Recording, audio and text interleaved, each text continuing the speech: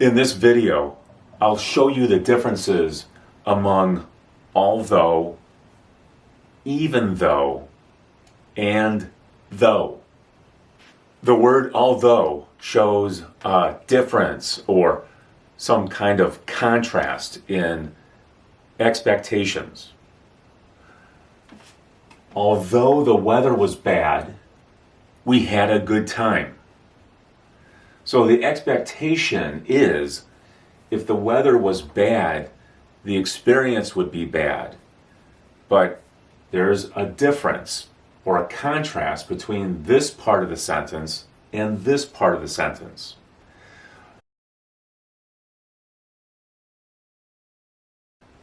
Notice that after this first clause, there's a comma.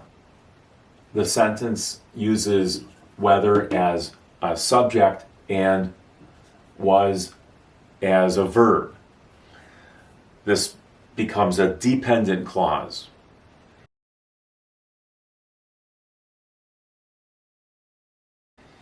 And in the next part of the sentence, we is the subject and had is the verb that matches the subject. This is the main part of the sentence. This is an independent clause. We had a good time.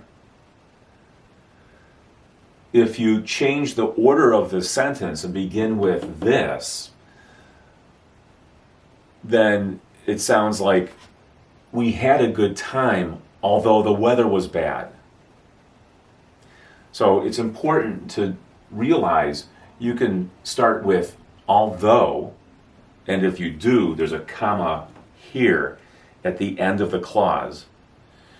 Or you can start with the independent clause, starting with we, and end the sentence with the dependent clause, although the weather was bad.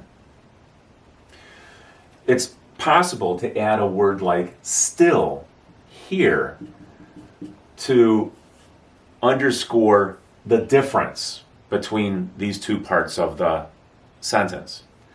Although the weather was bad, we still had a good time.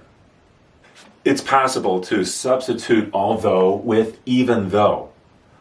Even though the weather was bad, we had a good time. Even though she's only 16, she has a full-time job. The expectation is for a person who's 16 not to have a full-time job.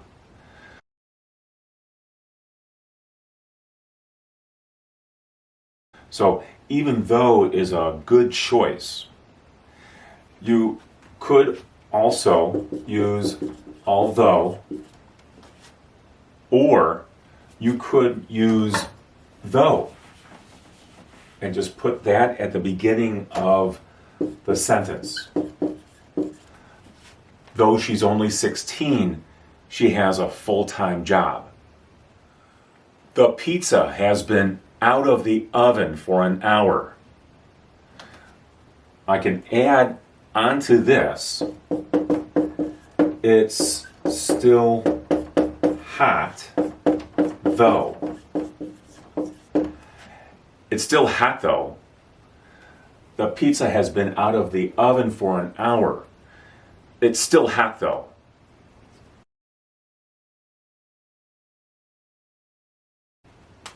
Though often appears at the end of a sentence like this, and sometimes you won't hear it, but it's often used in spoken English.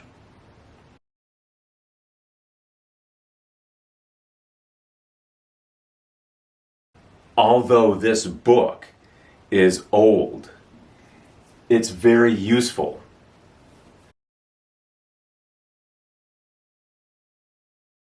This book is useful, and then as an afterthought, though it's old. This is added to the sentence because the person is giving extra information about the book, and this is perhaps a small contrast. A new book might be more useful, but this book is useful even though it's old. You could also say this book is useful, it's old though. The word though often appears at the end of a statement. And it's a word that you might not hear very clearly, but you will hear it. This book is useful, it's old though.